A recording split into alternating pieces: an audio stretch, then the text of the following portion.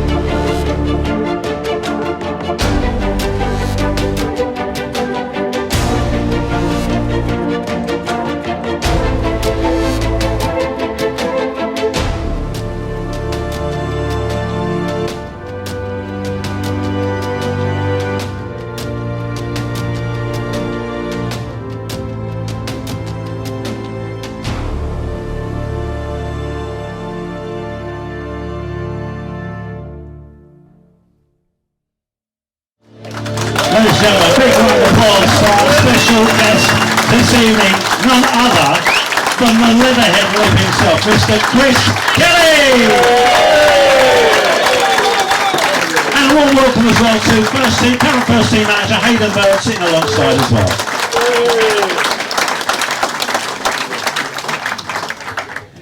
When you said current, Well, we'll come on to that later. who wants to see the Chris Kelly shuffle before we start?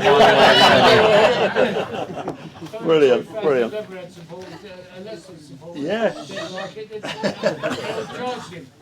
So before we go on, I've got a list of questions here that Chris is very kindly going to answer for us. I believe there's some ex-players in the crowd tonight. I've already met one. So just stick your hand up and give us a little holler if you're here tonight. There's a few on the list. And we have, some of them may be here, some of them maybe not.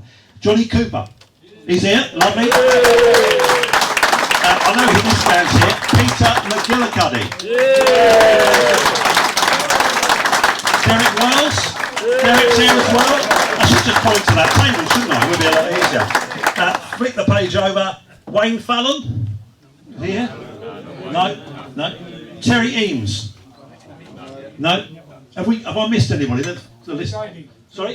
Phil Daly. Sorry.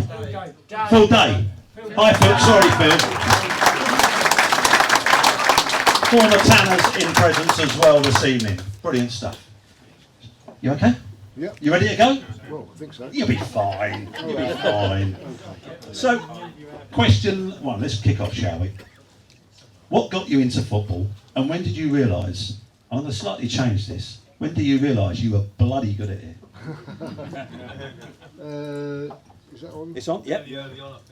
Well, I didn't actually think I was good until I got a little bit older.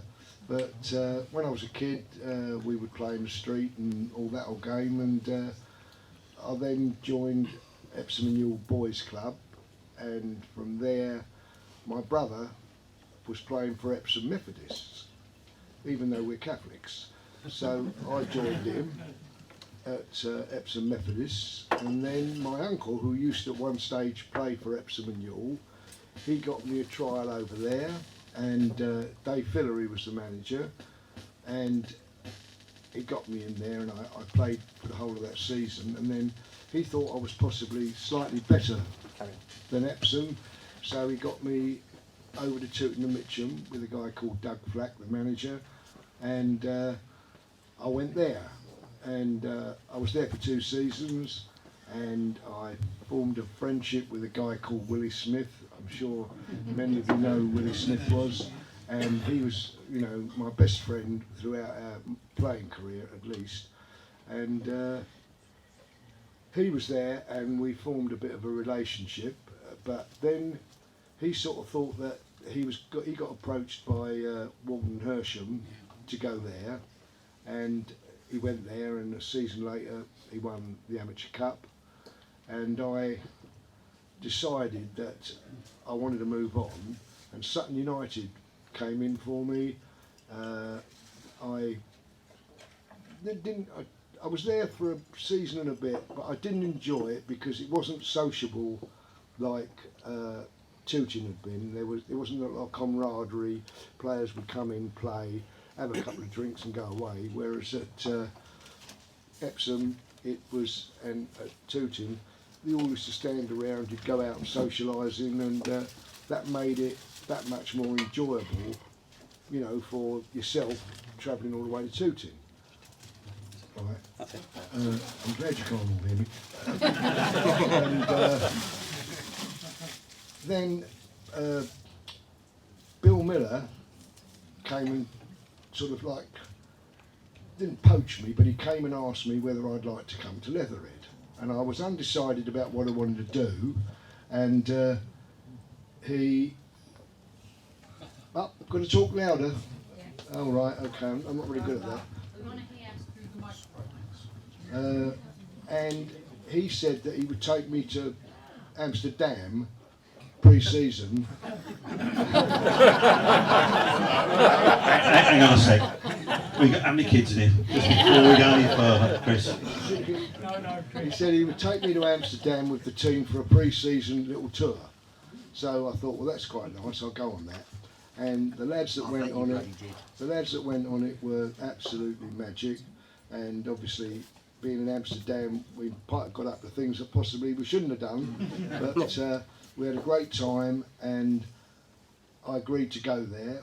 And I came to Leatherhead, and I've got to say that Leatherhead was the best time of my life in football, despite whatever I did before and afterwards.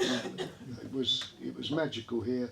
We had a chairman called Chris Luff, who was an absolute diamond, and I've got to say this now whilst he's here, because he might have to go a little bit early, is that Gerald Darby is here tonight, and he was the chairman and possibly one of the nicest people I've ever met in football, and I mean that. Are you struggling to hear Chris a little bit? Yeah. I thought it was just Debbie because she's knocking on a bit now. Just turn the mic that way, please. Just turn the mic. Yeah. Is that any better? Yeah. Oh, right, sorry. Yeah, Gerald Darby, and he needs an unbelievable amount of credit for the way he repaired Leatherhead, got it going again after it had highs and lows. A really wonderful guy, and I think we should give him a round of applause, shouldn't we? Well done, Gerald. I have to say, I've only been involved in this club for about 7 years, and he's stepped up to the plate and done some wonders behind the scenes when we've gone through difficult times. So he's clearly a top man, because it's not the first time he's done it. No, he's a great guy. Anyway, I'm trying to think where we were now.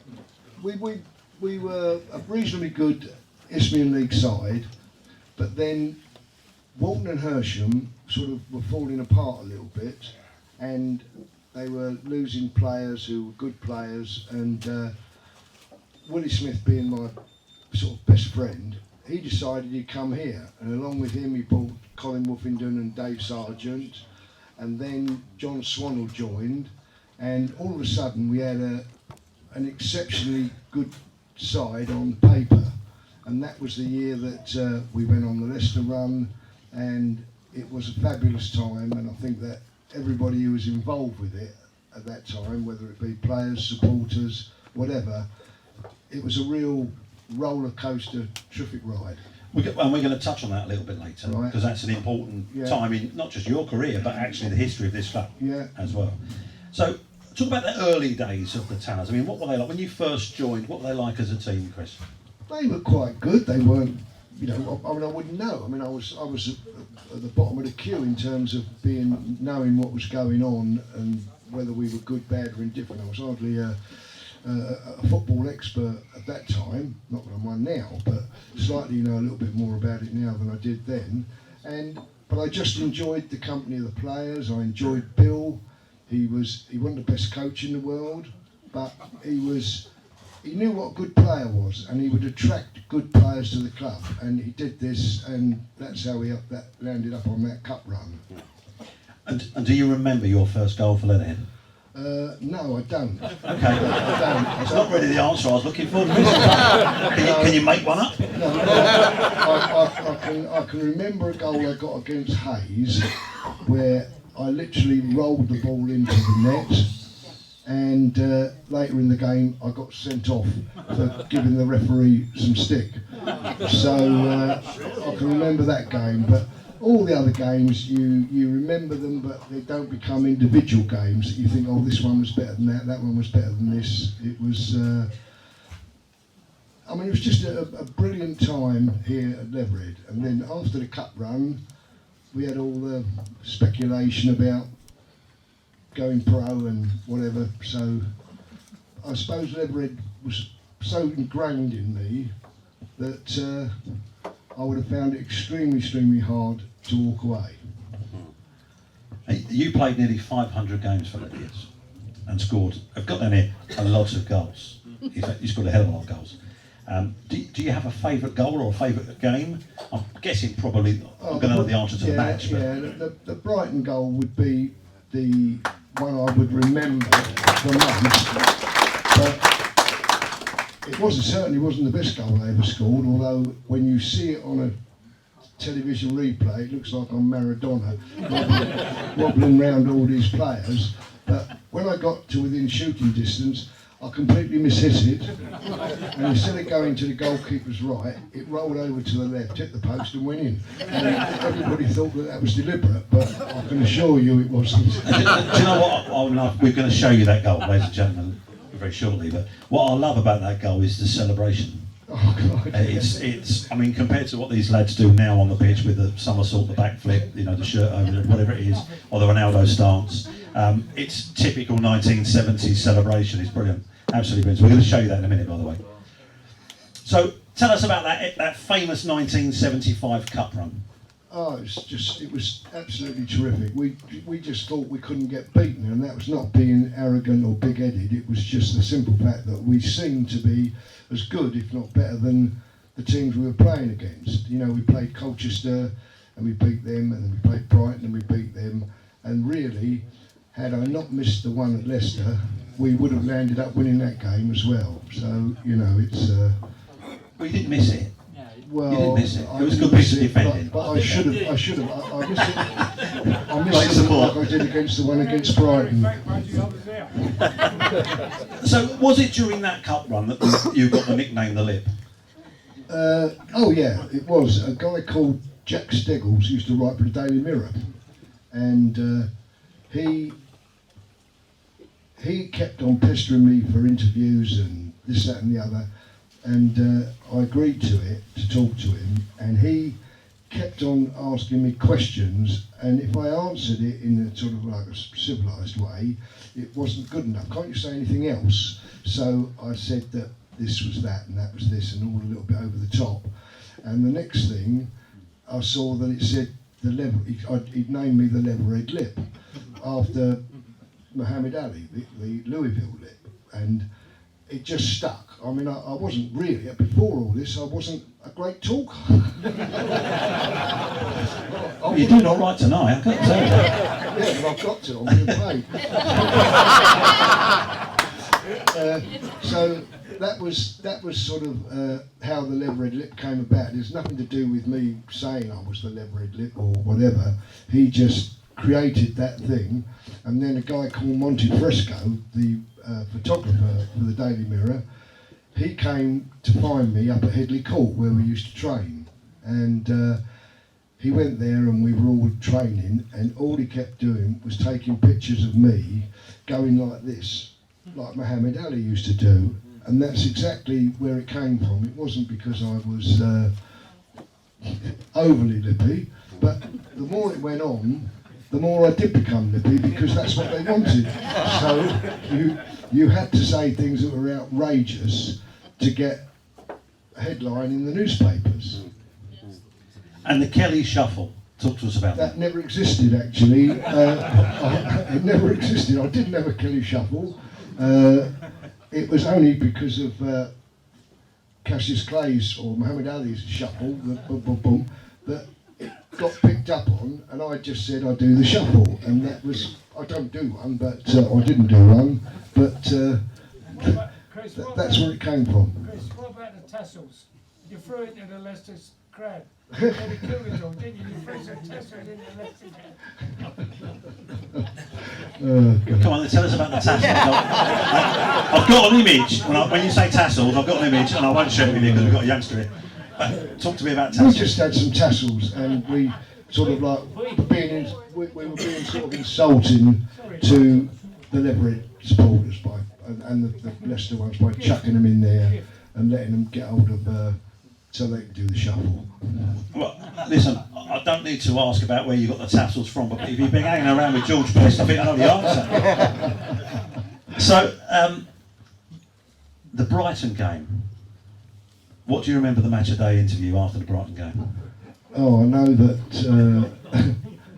the match of the day one, we'd all gone out on the Raz, hadn't we? And there's a few of them here now. Yeah.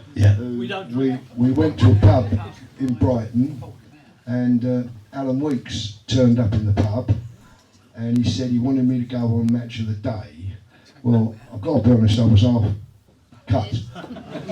And while we were there, they're all saying to me, say this, say that, say the other, really sort of give it full blast, and I did.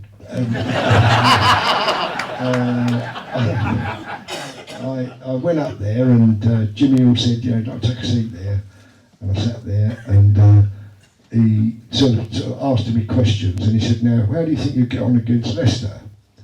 And I said, well, I will beat them. We'll beat them. I mean, they're more or less rubbish. And but it was because I had a lot to drink. If I'd have been sensible, I wouldn't have said some of these things, but I had to do it.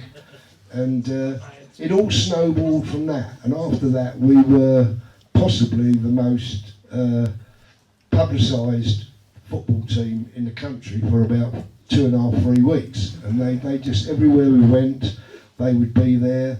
They would come to my office at work and ask me to go out and have an interview and do this and do that. It was chaotic. It really was. But I think all those that were involved with it loved it. I mean, Peter McGillicuddy is over there. He scored the first goal at Leicester, and he was a very, very, very good player.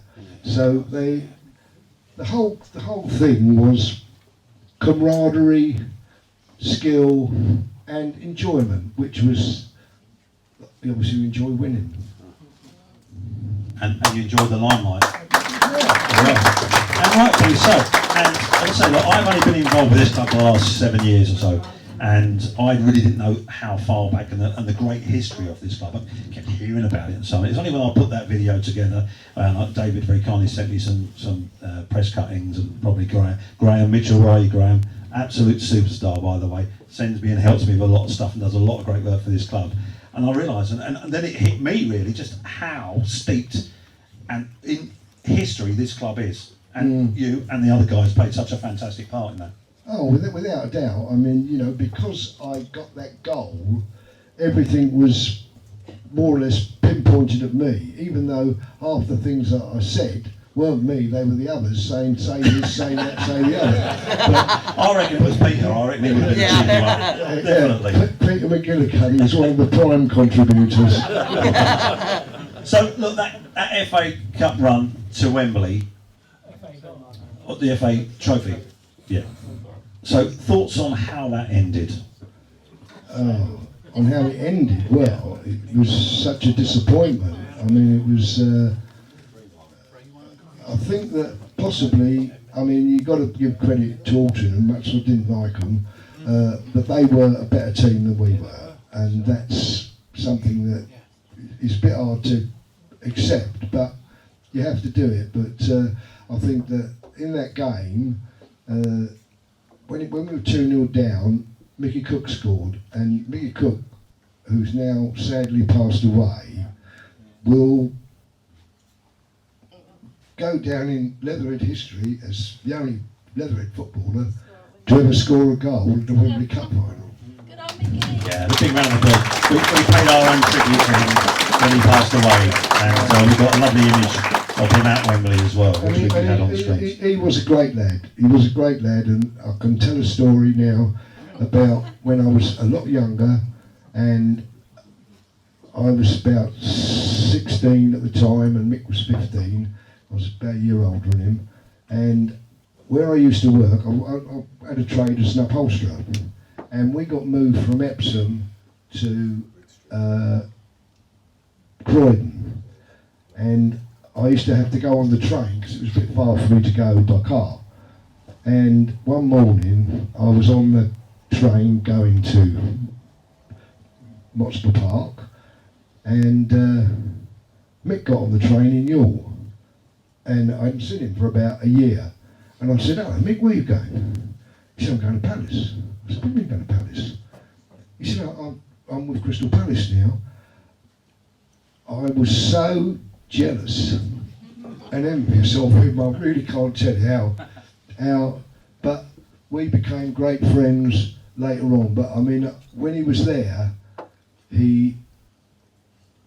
I used to feel, you know, oh God, why can't that be me? But as I got older, that desire sort of left me, and that's why I possibly just continued playing at non-league level and didn't keep searching for a Premier League club to pick me up.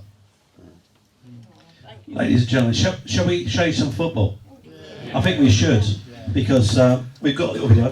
Please just bear with me a second while I go around. We can't see because of the speaker, by the way, speaker. Okay, I'm quite happy if you just need to move for the moment. I'm more than happy if you want to stand and just shuffle over. I can't move the speaker because it's all wired up and everything, so you'll have to bear with me. You're brilliant, mate. Thank you. You did say he was Nice good. when I played with it. You did say he was going to be trouble, didn't you? I think he was the one that fed you all those lines all those years ago. Most definitely. Like he did. Right, let's just find that video. Okay. Mind you, Chris, I had the assist on this one.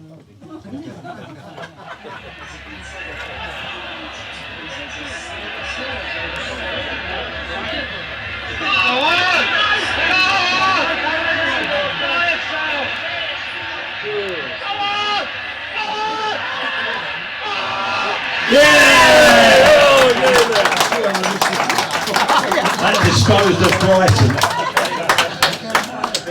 I think you can all see now that I did miss it. And the man who's talked has given an added edge to this intriguing tie.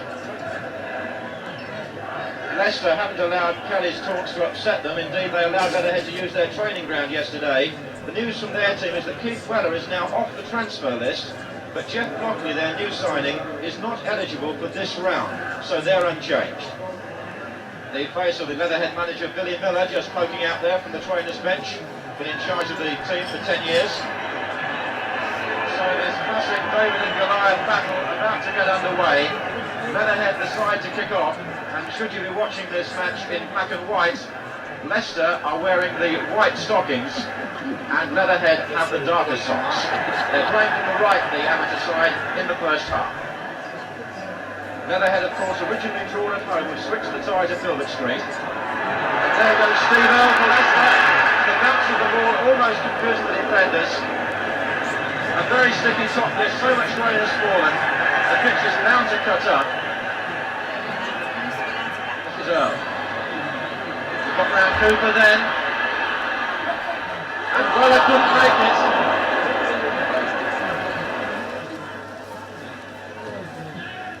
Kelly.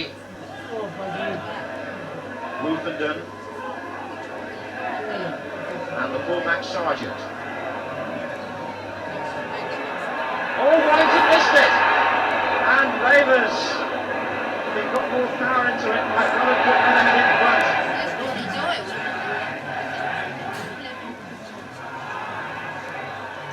And Leicester uncertain at the back. That was Lavers, McGillicuddy! Take a bow, Peter. Peter McGillicuddy, the man who very nearly didn't play. 12 minutes on, and the shock result is on.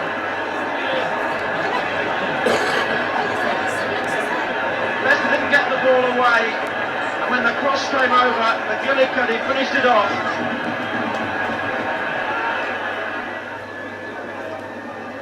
Birchnall finds Glover. Good cross again, but Swallow playing well.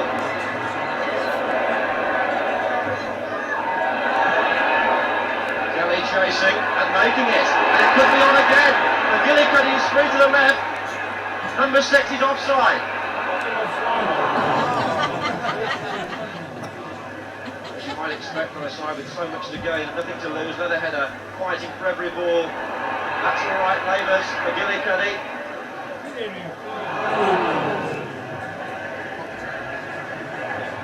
You ready to cheer? Oh, Kelly got it! What a celebration. Chris Kelly has done what he said he would do, but even he must have doubted whether he would have made it 2-0 to Leatherhead in 27 minutes.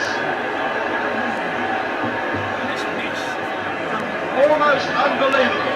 The first division side, 2 goals down, a beautifully flighted free kick, the depths of headers from Chris Kelly, so it wasn't all talk. Glover wins it back for Leicester, and they'll need spirit like that now. Oh, look at that play. Doyle's making a run. Glover with Sargent going out there. Birchnall's coming up in support just inside. That was Samuels. Times Leicester are making it easy for the amateurs. That's Kelly chasing cross. Oh my word! This could be 3 if he does the shuffle. He has, and he got back. Well, that would surely have settled it, but Munro got back. That was exceptionally good defending by the way. Everybody, including the goalkeeper. 3 in the middle for him. Yes! Samuels!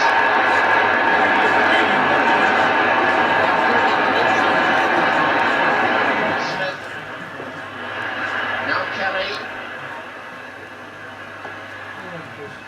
That's on McGillicuddy. Taking it first time. And Leatherhead's defence is put to the test again. Samuels. Here's Birchnall who might hit one. Well done, Simon. Looked straight at him, but he probably didn't see it at first from Birchnall. Glover. Well done, Reed, but here's Weller. Oh, good stop. Glover seizing on that. Here's Weller. Worthington foul when the ball had gone by Barry Webb on Keith Weller. A floater, and it's in by Earle!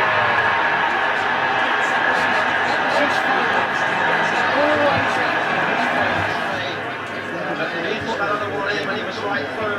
The game might still have been beyond Leicester's reach. As it is, it's 2-2 now.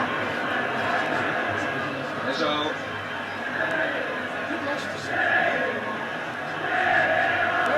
Crossed by Samuels, Worthington not marked, and it's there by Weller. For once, Leatherhead there were really pulled apart. Their marking wasn't good from the cross. Worthington all alone, knocked it down, and Keith Weller doesn't miss those. 90 minutes is up. As Reed takes this free kick for Leatherhead. They've done so much, but now have got nothing on the score sheet to show for it, unless Rupert can do something, and he can't.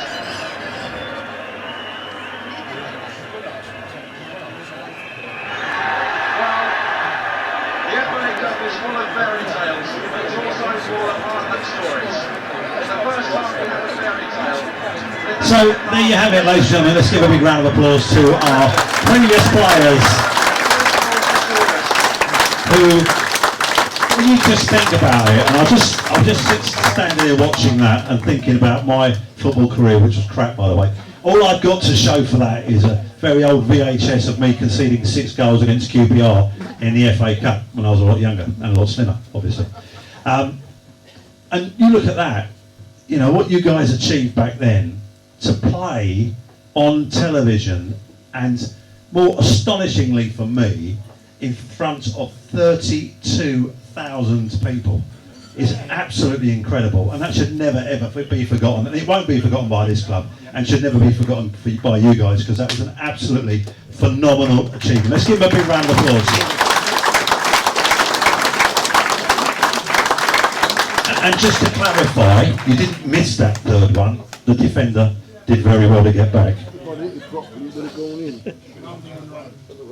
I'm just going to turn that volume down on the video, because that's the one that's just slightly hissing back. There you go. That's much better. Brilliant footage though, isn't it? Isn't it great? Chris Kelly, the legend. You are, but you're a brilliant player. Legend. I have to say, before we started as well, I had a little brief chat with Chris, and he said, I'm ever so nervous. I mean, you'd never know, would you? I mean, I've asked him one question, he answered the next 4. Brilliant, absolutely brilliant. So let's get back to a few more questions. Obviously, Billy Miller, was a massive influence on you in your career. Manager, this is astonishing as well. Manager for nearly 900 games over a 15-year period. Tell us about him, his management style, and your relationship with him on a personal level. Well, on a personal level, we got on really, really well. We would mix socially. I would say that he wasn't the best coach in the world, but he was the best manager in terms of knowing what type of players he wanted to play for him. And he brought in some really terrific players, and by the time we got to that 74-75 season, we had players that really, if they were pros now, a lot of them would be playing at a lot higher level. Johnny Cooper, Peter Mack, you know, these players were of a much higher level than I think some of the players about today are. And that's my own personal opinion. But that was what Bill was really, really good at. He brought in John Swan. We had a good goalkeeper in Mickey Cuthbert and a couple of the others. But he went and got John Swan from Hendon, who was the ex-amateur international goalkeeper. And John was an excellent goalkeeper, although he was coming to the end of his career. He was there for about 2 or 3 seasons and did a fabulous job for us. You know, some of the players that we had in that team, Colin Ruffington, Dave Sargent, Mackie. I'll mention him again because I have to keep doing that. He told me to keep mentioning me. Chris, I promise not I'm going to slag you off. Yeah, they were absolutely, and they were. The biggest thing about it was they were all friends. You know, we would have parties, and nearly everybody would go to it. We would socialise. It was a club which was based on friendship as well as obviously people were competing for places in the team, and even though they may not have made the 11 that started, they still were part and parcel of it. And that's what I think I remember most about my time here, was that time where the players and the camaraderie were absolutely superb, and that really is down to Bill Miller, because he knew how to attract players, and it wasn't with money, which seems to be the case today. Did you get paid back in those days? No, Are you allowed to disclose how much? No, not at all. Okay, let's move on swiftly. Right, okay. Tell us about becoming a professional at Millwall, how it happened, and how that panned out for you. Well, obviously, as a result of the game at Leicester, I think that a few clubs fancied me to go to them. I had Don Howard Arsenal asked me to go there and go and speak with him.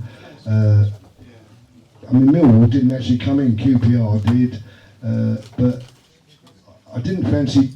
I had a decent job, and I was older than I ever told anybody I was, and I had 2 kids, you know, and I didn't really want to up sticks and move across London to be nearer where Arsenal play, and I didn't really want to go to Queen's Park Rangers because that was in London as well. And then Gordon Jago phoned me from Millwall and said, would I be interested in going there? And I didn't really know what to do, so I met him and he spoke to me and he offered me, a reasonable wage, which I think was in those days about £500 a week to play for Millwall, which was a reasonable amount of money. But I was earning not much less than that in my job. Plus I was getting a few pennies here at expenses. I was getting expenses here at Millwall, and so I thought about it. I went and spoke with my boss, and I said to him, look, I'm not sure I want to do this, but would it be possible for me to, because I've got to be in Millwall till 10 o'clock in the morning, and you finish about midday, only there for about 2 or 3 hours, would it be possible for me to sort of carry on working, and after 3 months, if it's not working properly, I'm going to stay at Millwall, you can get somebody else in? He said, yeah, you can do that. So he let me go. He said, you can go to Millwall. So I agreed to go there, and it was complete, because I was an old amateur and I played because I loved the game. There, they played for the money that they get. It wasn't a love of the game. Obviously some of them were, but the majority of them, when they've been there for a while, it's the money that motivates them. And we were really struggling right down the bottom of the league, and we played Aston Villa and, at the Den. And Jago, the manager, called all the players in for a sort of like a team meeting around about 6 o'clock. For about 6 o'clock, and he started telling us how important it was to win the game or to get something out of it. And he said, whatever we do, we can't really afford to lose this game. So he said, right, I'll see you back in the dressing room at about 6:30, 7:15. So he went out the door, and I don't know how many of you here can remember a player called Tony Hazel. He used to play for Queen's Park Rangers. Well, he was at Millwall then, and as Jago went out the room, he said, the result, he said, as long as your name's on that team sheet, you'll get another 50 quid appearance. And anyway, if we go down, we're bound to win more games in the third division. And I just thought, you know, can I imagine the Leatherhead players sitting there saying, you know, as long as we're playing in the team, we get another 10 quid travel money. You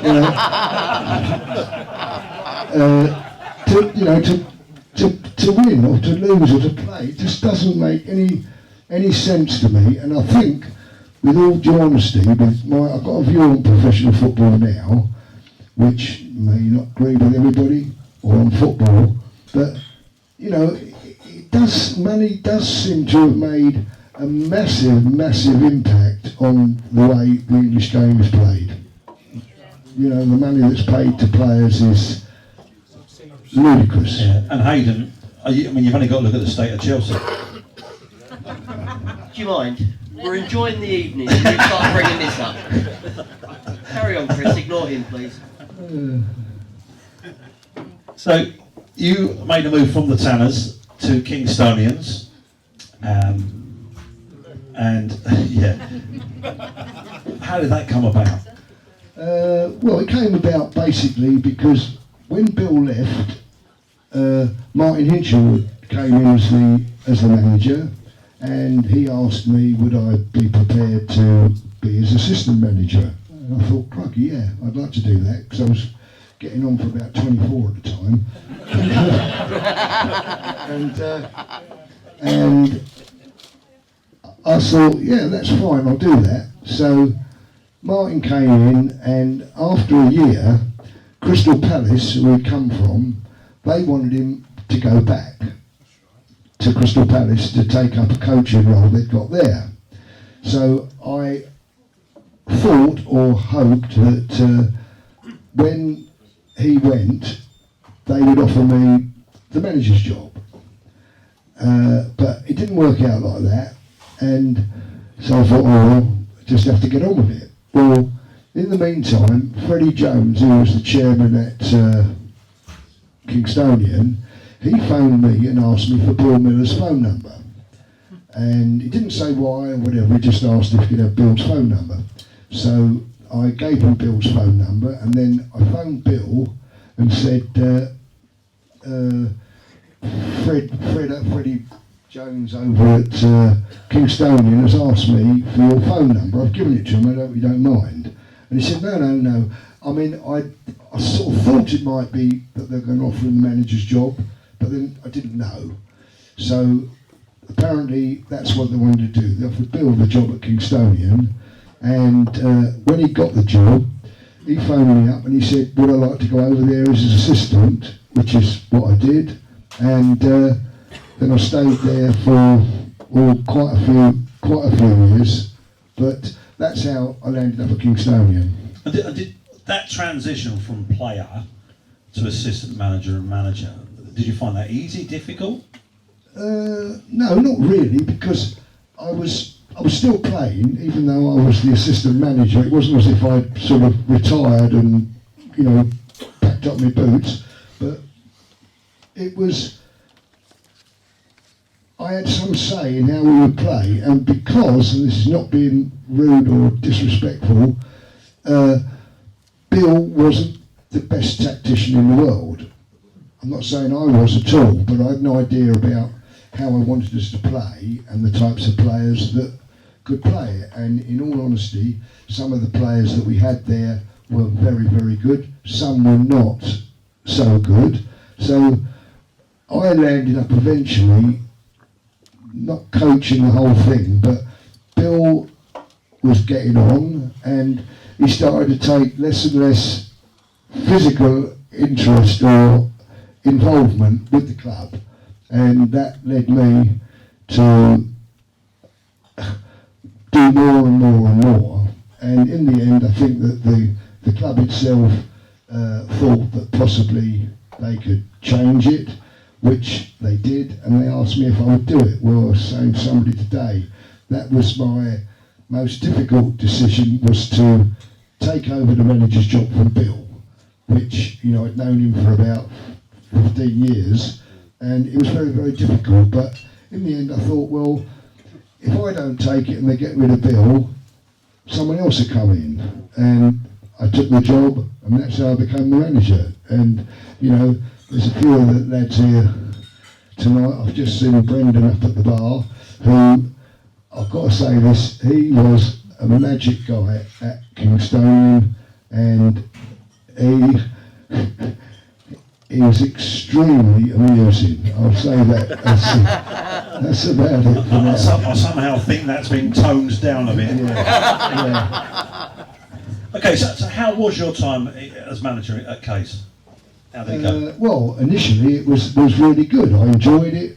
We had a reasonable amount of success, and the only trophy, or the only medal, or the only win, I didn't even get a medal, the only final or competition I ever played from when I was 15 years of age to when I was 28 years of age, which is when I retired, and it wasn't 28, was we won the London Senior Cup at Enfield in '68, and that was the only medal that I was ever involved with that involved a winner's medal. All the others were RUs. Good time for Enfield budgie.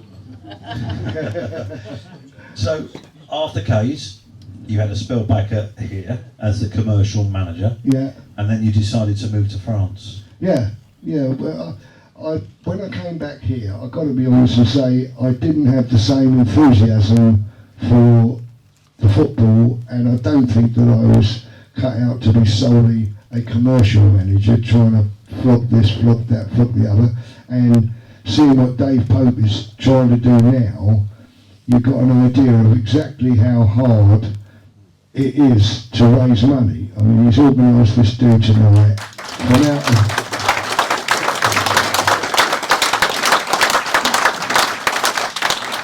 out of nowhere, and I think that is something to be commended.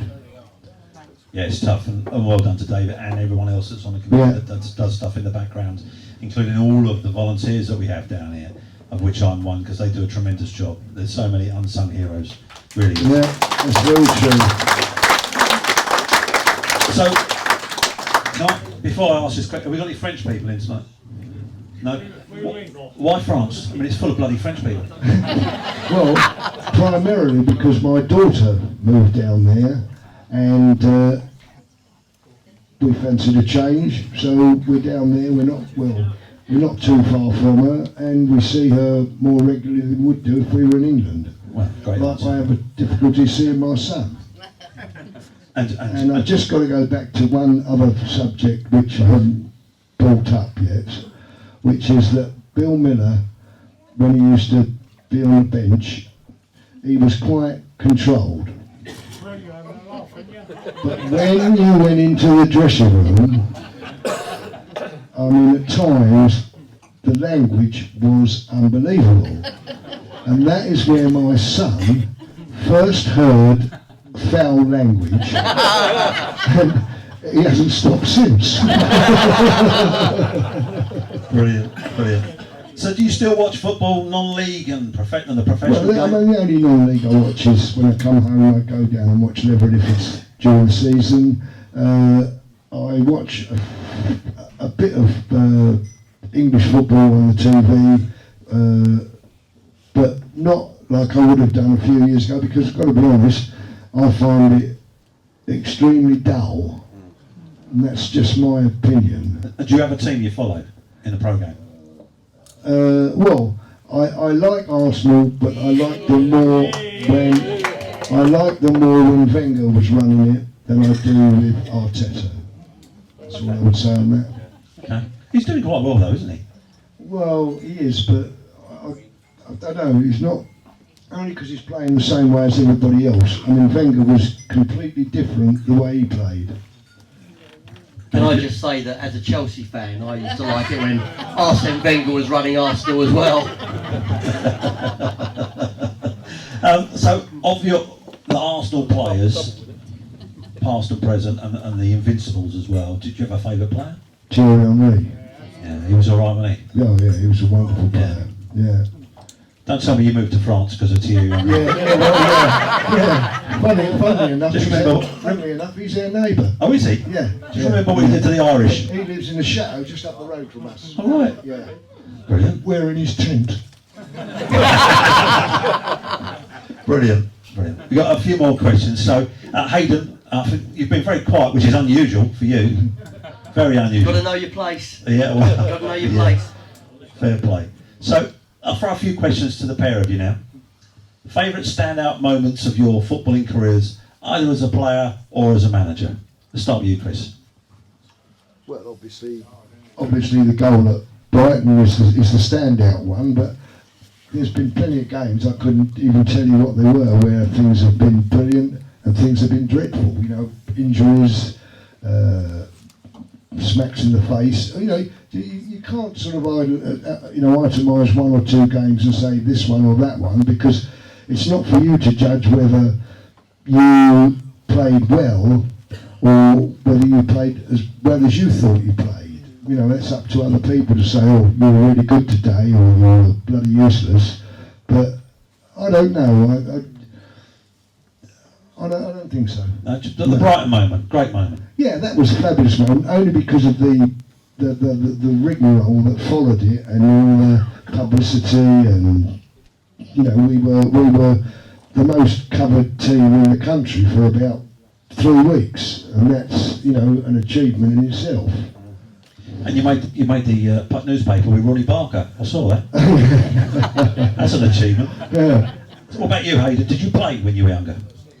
I didn't have a great football career, not like this man. With regard to the management career, what would I say? Mick Sullivan over there is obviously a big Leatherhead man. When we were managing Merstham, we took a little village club all the way through to the first round proper of the FA Cup, playing Oxford United, which was massive for them. When I managed Kingstonian, all they wanted to do was to have a good cup run. And that's the first thing they said. I had an evening like this, all they spoke about was Jeff's years, and they, up till 2000, other than that, they'd always got out the first rounds of the FA Cup. And we took them into the second round proper of the FA Cup.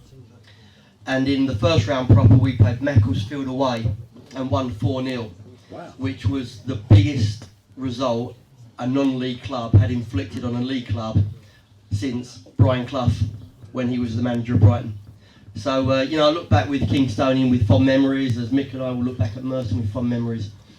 And, you know, when I see Chris and these guys and the footage here today, you know, it's really inspirational for us to try to create our own history here. And, you know, what I'd like to say as a shout out to the club is, I think it's 1974. So I think that when we maybe move into next season and when we celebrate the 50 years, we should actually have a replica kit where the first team should play in the kit of 1974-75 to remember these gentlemen and everything that they created as a history at Leatherhead Football Club. What a great idea. Fantastic idea. With tassels. With tassels. Oh dear, I'm getting that image again. Anyway, best player, and I know it's difficult for you because there's a few of them over there, but sod them, don't worry about them. Best player that you've played with and played against, Chris? Well, Willie Smith would be the best player. Willie Smith would be the best player I ever played with, because he was a bit ahead of his time, to me. And then I suppose George Best would be my favourite player of all time, without a doubt. Did you play against George? Yeah, I did at Fulham, and I spent half the game watching him, just admiring him, turning us inside out. Yeah, George Best. Wow. Well, that's not a bad one, is it? No, let's be honest. Not a bad one. Hayden, you said you didn't have a great footballing career. What about players that played against you? You really want me to talk about players that played against us when the Leatherhead lips just said George Best? Are you serious? He set the bar quite high. You want me to talk about the Chertsey Town centre forward when we've just spoken about George Best? Honestly, I think that the best player that played for me is also our sporting director here, and very much like Chris was saying about his relationship with with the managers in the past. I think the best relationship I've had with a player that played for me at Carshalton in his junior caddy. Brilliant footballer. Was great again at Kingstonian, was in that FA Trophy Wembley winning team with the likes of Jeff Pitcher at Kingstonian. And yeah, there's nothing better in football, and we're seeing this here today with these guys. There's nothing better than being successful and winning with your mates. There's teammates and there's your mates, and these guys are Chris's mates. Junior's my mate, and we're here now, as I say, to try to create history of our own. But other than the good friend, he was a brilliant footballer, and a real pleasure to be with him. Well, it's a shame he's not here tonight to hear you say that. Well, I can't speak for him, unfortunately. No, I mean, it's a nice accolade for you to say that in front of all these yeah, people. don't tell him, for Christ's sake. No, I know Junior wanted to be here tonight, but unfortunately couldn't. Yeah. But I've already sent him the video of how successful the evening's been, purely as a sporting director, so I can ask for a bigger budget next week. So thank you very much to everybody. Well, we are filming this as well, so he'll get to see that moment. I'm sure he'll ring you up, and he'll be emotional when he calls you, I would imagine. So, favourite free players of all time that you watched, not necessarily played with, but like to watch. So you've looked at Thierry Henry. I think he's one of yours. Oh, me? I thought you were going to talk to Aidan. Maybe both of you. Right. Well, the three best players, I suppose, would be George Best, Messi, and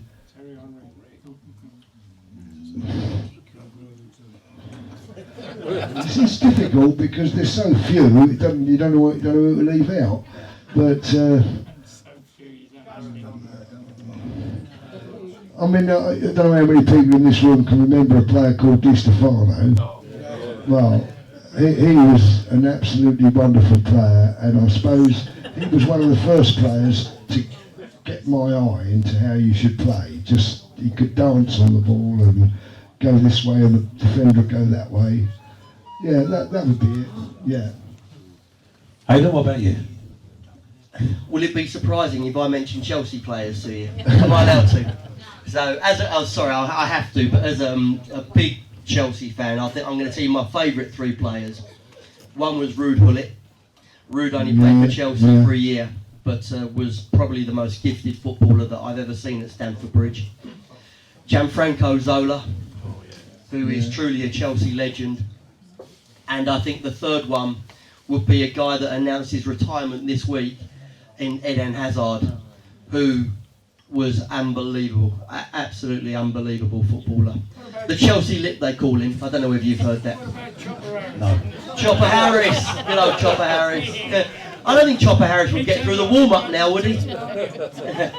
You talk about Eden Hazard, and I saw something online, it might not have been true, but it may well have been, that apparently Chelsea, there was a burger van outside Chelsea, and they had to tell the guy that ran the burger van, under no circumstances are you to give Eden Hazard a burger. That's how good he was. Burger and chips, 3 points. He's a bit like these guys.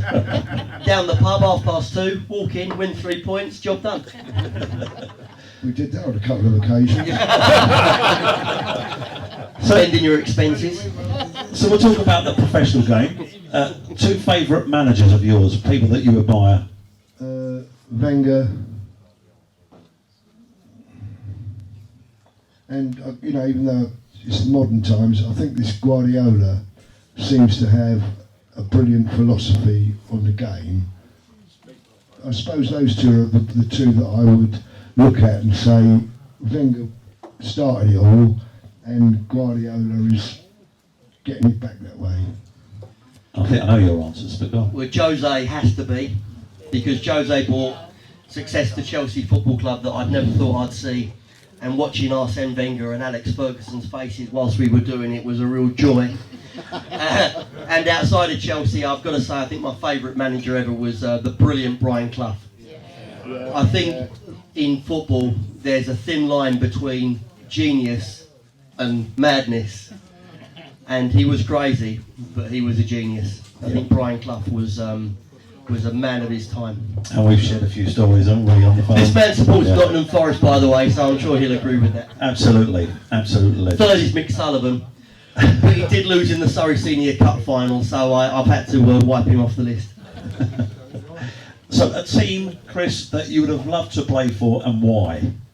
Arsenal. Arsenal? Arsenal game, just purely and simply to play under Wenger and to play the way they played. Like Calypso, really. Just the ball used to glide about all around the pitch, but it wasn't constantly going backwards. That was what the beauty of the game then was. They would get the ball and they would constantly move it forward. They wouldn't be passing out the fullback, back the goalkeeper, out the other fullback, back the goalkeeper, out the centre half, back the goalkeeper. This is what is happening now all the time, and I don't for the life of me. You do see a lot of it, don't you? I don't, you know, it's just the way I look at the game, and I just don't agree with it. But well, I'm going to keep my mouth shut here.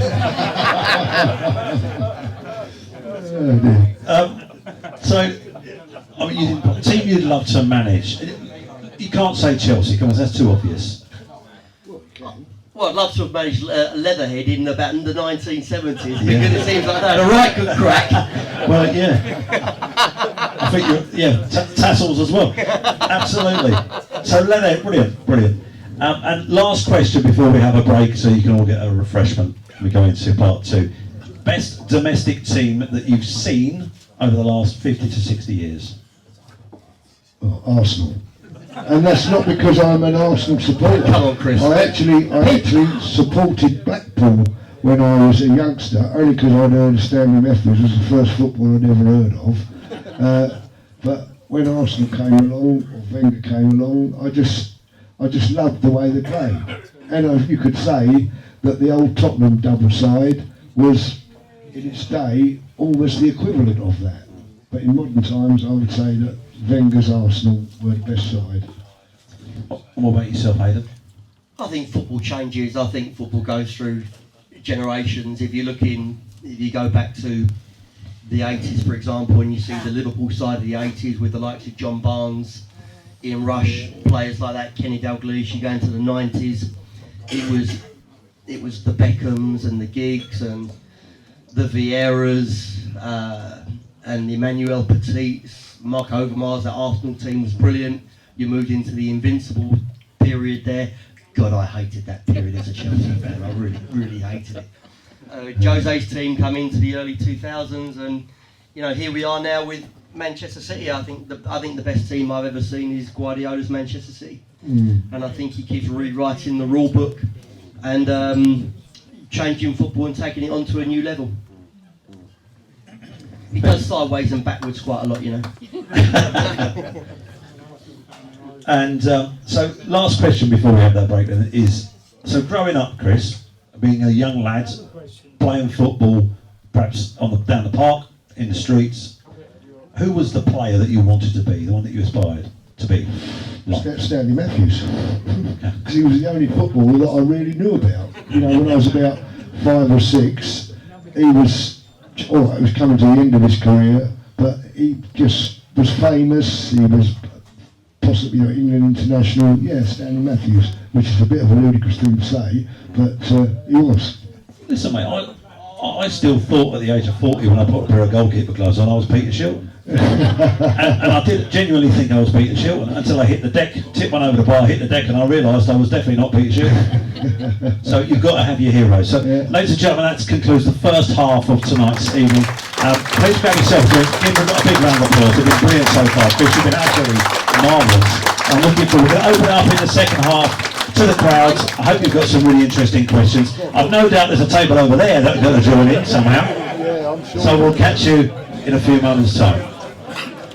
Keeping you guys fit with that team they had up there, played a huge part in the cup runs. I honestly don't know. When I joined the club, they were already using Headley Court as their training area. So how it came about, I really don't know. So I couldn't really answer that one, Caroline. It was also a great facility for when the pitch was so waterlogged in those days, absolute quagmire, and it gave us a place where we could train. Plus you had the pool for the hydrotherapy, which was pioneering, and you had the weight training sessions. and just the staff are absolutely amazing too. So Yeah, I honestly don't know. and what was the pub you used to always go into Phil? afterwards? That was Oh yeah, yeah. Yeah, you used to get a good drink in the Sergeant's Mess. yeah, it got very messy sometimes, didn't it? Thank you.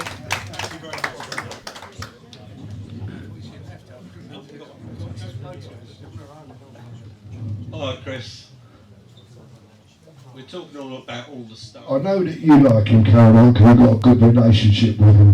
But I I hated them can't. before I joined them, I tell you that. Pardon? I hated them before. Well, I've never joined him, so I hate him, and I really do hate him. I think he was an absolute thug. You know, there's a difference between being somebody who can tackle well, or somebody who kicks the arse off of you. And that's exactly what he did, and he hit you in the back of the head when you sort of got your back to him. I didn't like him at all. He taught the Wimbledon boys well, I tell you. Yeah, that's where, I tell you, we came from him, didn't it? Yeah.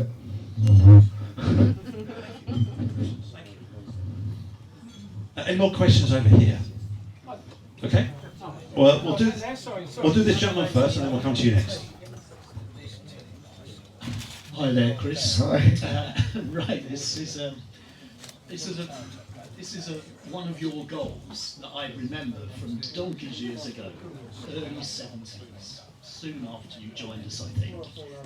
And this is a murky midweek Tuesday, Dankin away at Leytonstone, and who were around that time weren't a bad side. They were sort of top half of the division. And they scored, and straight from the kick-off, I think Pete Lavers passed the ball to you. Do you remember what you did with it? Not really. But I'm sure you're going to tell me. Right, well, the Leytonstone goalkeeper, I think, was a Tony I had it in my head earlier. And you lobbed him from straight from kick-off kind of thing, you chipped him. Did I really? Well, there you are, there's another one. Another goal I scored. You must have scored some good goals if you've forgotten that one, Chris. I don't know about that. Hi Chris, just like to ask you, I mean, I followed you right the way through your Leatherhead days, and I was here before then, so I wanted to touch on, how did you rate your fellow forwards? Easy linking up with like Pete Lavers, John Baker, Ian Meakin, Nobby Skinner. How did you rate them to play link up sort of thing with?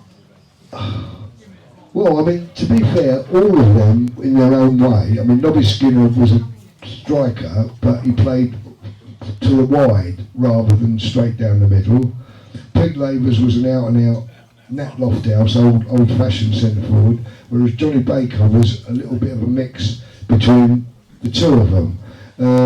I mean, if we looked at it properly and said, well, who is the best of the three, I'd say that Johnny Baker was the best centre forward that we had here, even though when he was here, the success wasn't at the level that it was when Peter Lavers was here.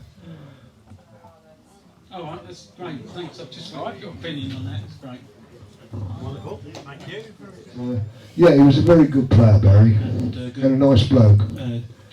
Took a good penalty. Yeah, oh yeah, he was a good penalty taker. I'd like to describe a goal which is not scored by you. Is that okay? Yeah, of course you can. This is at Dulwich away, and Dave Sargent got the ball on the right. I think I know what one you're going to say about. Go on. And it went down the wing from Sargent to Cooper, who's over there. Yeah. Look into the middle, and it's like a superb header from Lavers. Headed it just under the crossbar. It's a fantastic goal. Yeah. Yeah. Do you remember that one? Yeah, I do. Yeah, okay, good. Yeah. I feel better now. So. Yeah, this is the trouble, John. Yeah, no, it was a fantastic goal. It's funny these things that stick with you, isn't it? Yeah, I'm sure it is, yeah. Anyway, I'm going to go back to my own little world now.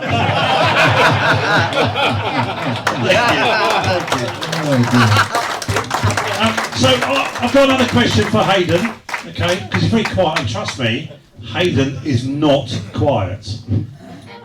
Saturday, or let's talk about the last week, shall we? Not the best week. Looking to bounce back. Uxbridge away. They're going to have a little bit of momentum, aren't they? Because they've just redecorated their ground and refurbed it, and they're offering. Uxbridge will be a tough game. Another club that have got tight aspirations. Then we'll come back here on Tuesday with our game in hand.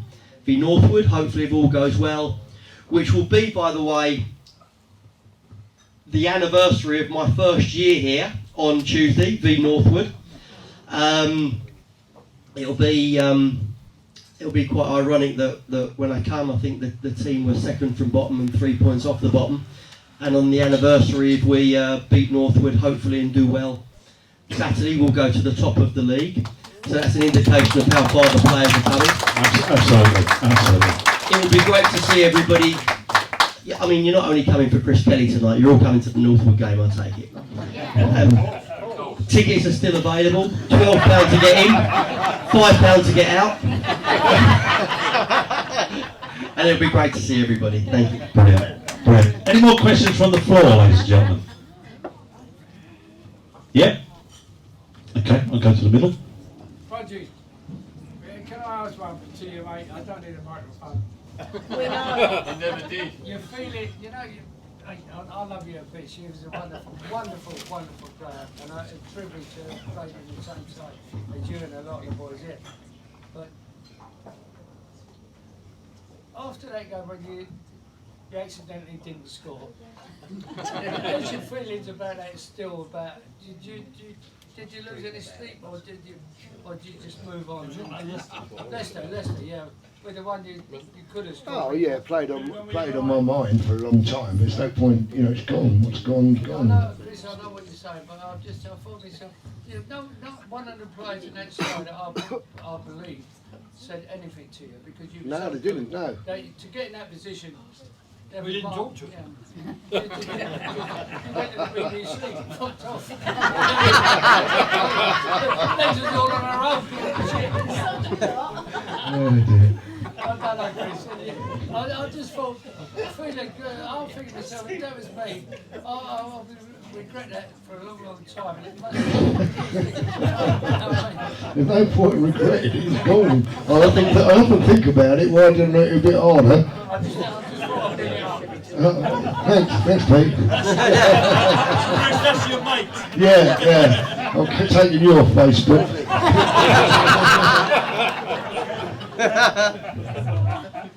Chris, slightly off the wall this one. You run up an upholsterer. Yeah. We had an upholsterer in Bridge Street in Leatherhead. Peter Keary. Yeah, Peter Carey, yeah. So I've been racking my brain trying to think what involvement Peter Keary had with this club. And he was involved with the club. Oh yeah, he was a player here apparently.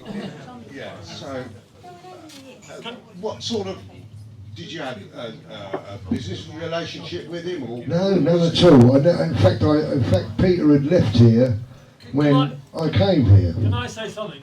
Peter Keary was a midfield player for Leatherhead before our time, but was incredibly talented.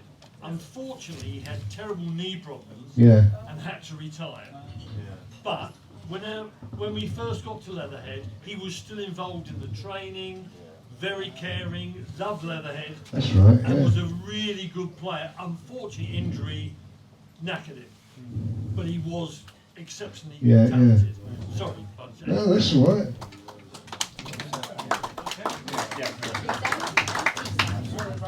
Yes, just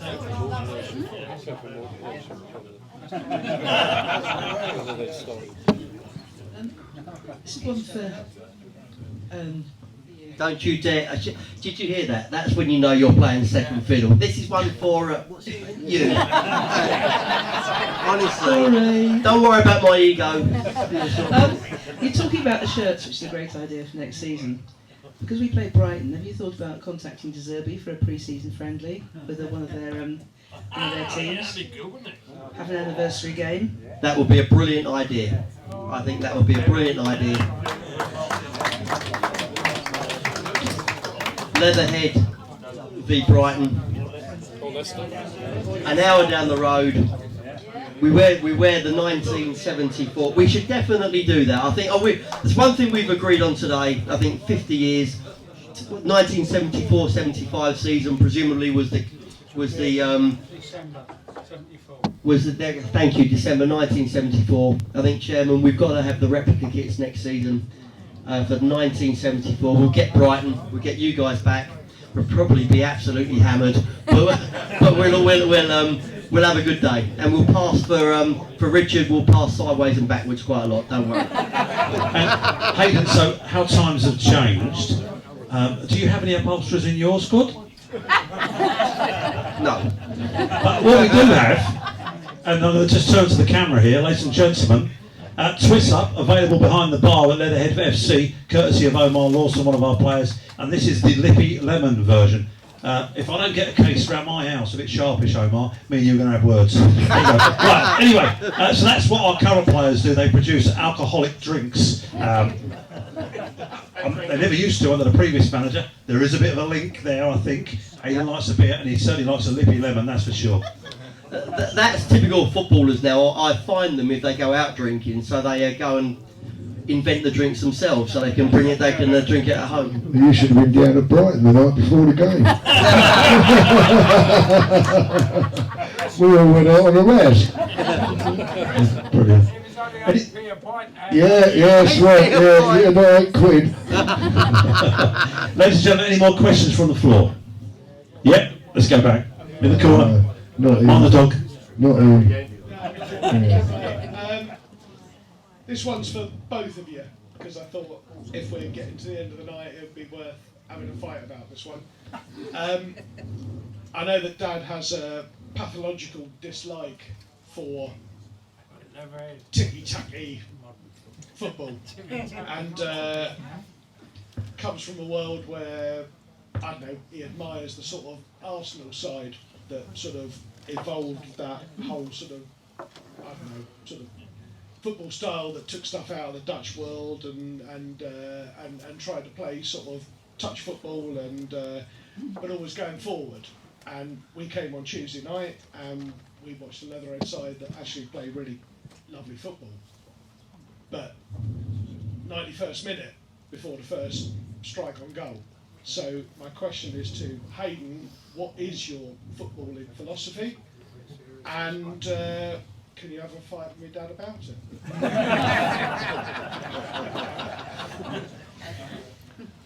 I don't think even as Chelsea and Arsenal fans we can fight now, mate, can we? No, I think if when I was at Kingstonian and you were the chief executive, I think we might have had a few fights about the way to play. But no, seriously,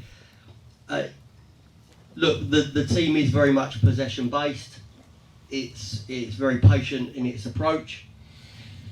Sometimes when you play that way, you don't always get it right. What I would say about Tuesday on a serious note is that when you play one team that wants to win and the other team plays in a manner that is simply trying to stop you winning and plays for free kicks and counter-attacks, it doesn't always make for the greatest of game. That's certainly true.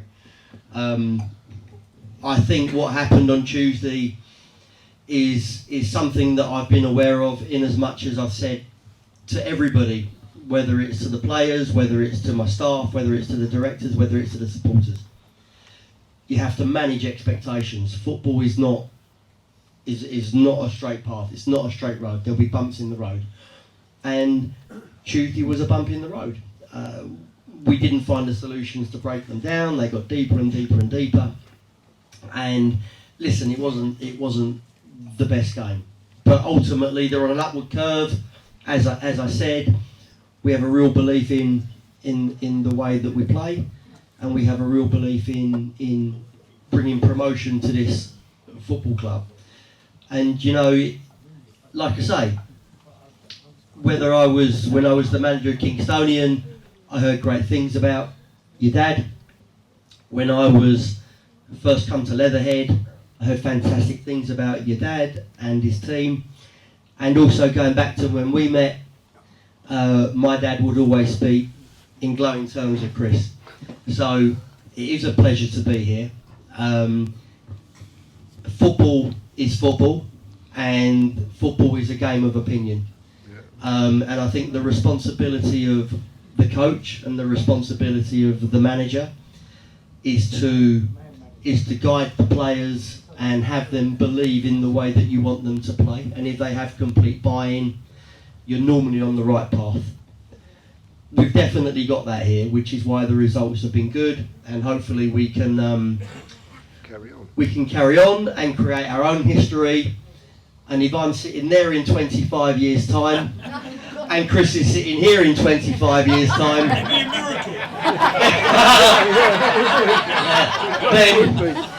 then I think we've all done a really good job. And I've got a feeling Peter will still be saying, "What?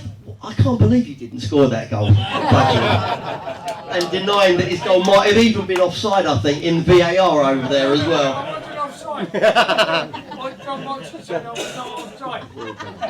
Hayden, question. A certain Mr. Tarpey, are we going to see an imminent return at all? Dave Tarpey's on loan at the moment. Dave Tarpey is on loan not because he's not part of the plans. Dave Tarpey's our captain, as you know. But Dave Tarpey, one thing, you look back at the footage of these games, and it seems churlish to complain about pitches. But now our pitches, I think we are only one of 9 clubs in the league that have grass pitches now, which is mad. Unfortunately, Dave Tarpey's had 2 knee operations. He has no cartilage, and he can't play on the 4G pitches. So we sent him out on loan to play.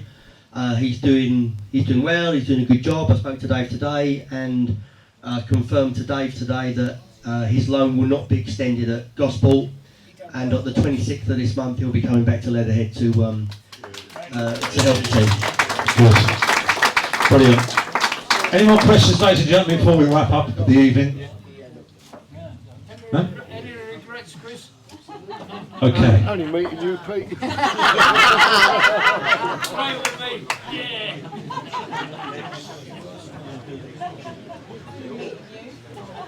Okay, so, question for you, and one for the cameras as well, and it is to rub my ego just that little bit. Have you really enjoyed tonight? Yeah? What about these two, ladies and gentlemen? Absolutely fantastic. Absolutely fantastic. And to think that Mr. Kelly was nervous when he walked through the door. Can I just say something? You can say something. If I could just end up, guys, by saying one thing. I'll ask one thing of you. You've asked questions to myself and, I think one. And questions to Chris. But I'd now ask one thing of you. This is a true Leatherhead legend, and I'd like everybody to be on their feet to acknowledge the great Chris Kelly, everybody.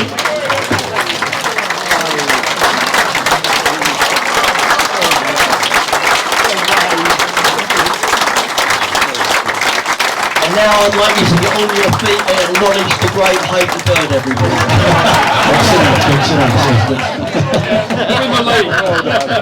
Oh, right, okay.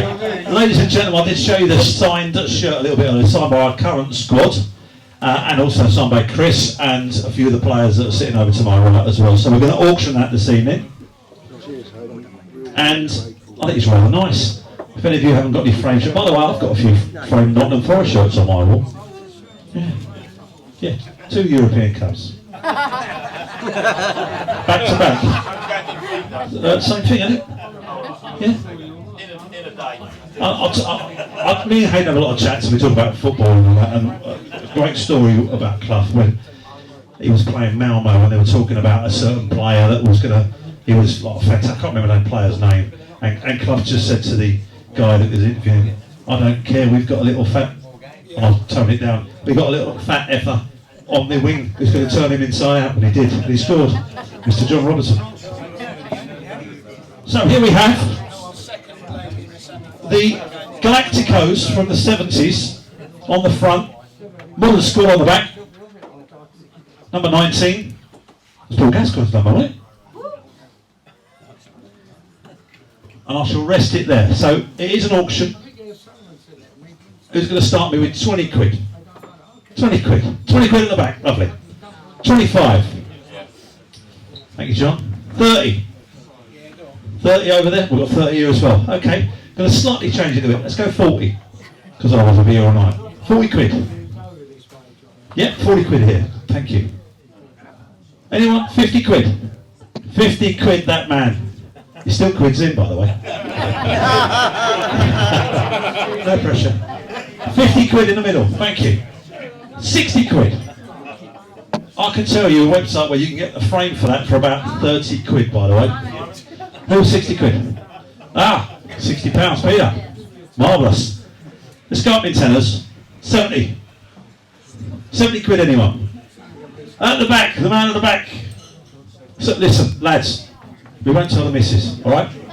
80 quid. Talking a bit quiet. Oh, Pete's back in. He's not messing around, is he, eh? 90 quid. Anyone? 90 quid at the back. Here we go. It's that magic number coming in there. £100. Well done. Pete, you back up. He's not messing around. Oh, crikey. This could be... I better stand over here. Let's go. 110. And we can take cards. 110. Lovely. Well done. Brilliant. Well done. 120. 120 over here. 130. Oh, we have got a fight on our hands. 140. 140 from Pete. 150. He was very tentative, but he put his hand up. 160. 160. Pete's back in, and he's out. Right. First call. £160. Second call. £160. Third call. Sold to that man, £160. And for me, you've got an absolute legend in Chris Kelly and all the lads over there as well. Thank you very much, and I'm going to hand you over to David Pope, who's just going to say a few words, our chairman. Thanks, Simon. Yes, some thank yous I wanted to say, because there are several people to thank. The first people is yourselves. It's the first time we've tried something like this in this format, so I'm really grateful for your support. Thank you, everybody.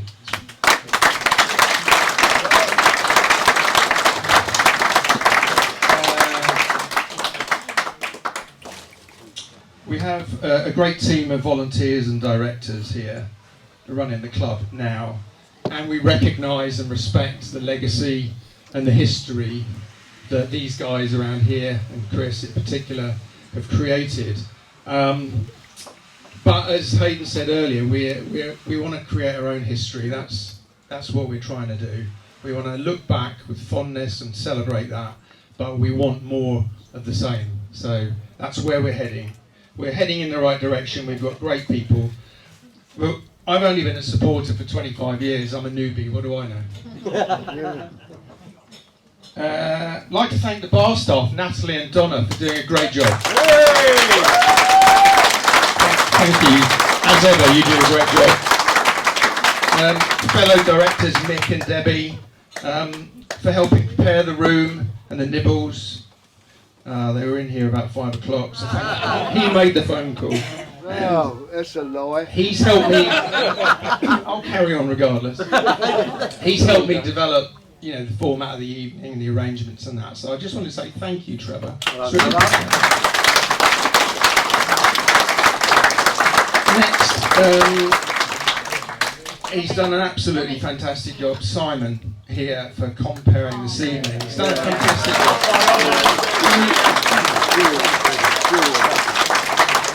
So much preparation, putting all the videos together and the audio and so forth. Great job. Hayden, thank you very much for giving up your Friday evening. Yes, you should normally be getting an early night preparing. Don't blame me when we lose 1-0 tomorrow. I feel an excuse coming on already. He's managing expectations, but it was great to hear your views and insight. Thank you very much for giving up your time. You're welcome.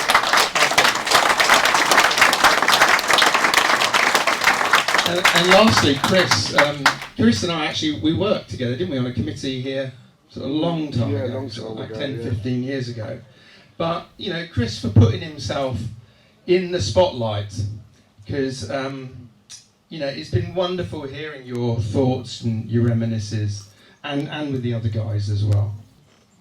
And he wanted to still raise money for his Leatherhead club, and I think that's fantastic that that legacy endures.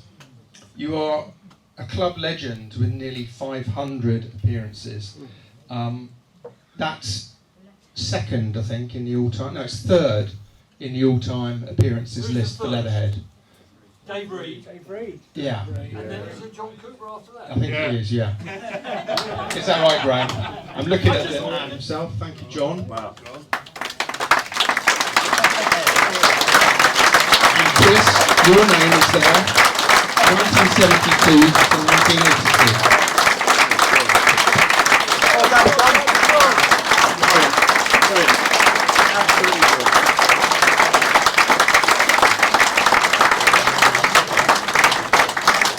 And as I say, only those people who have contributed significantly to the club will go on that board. So maybe in 20 years' time.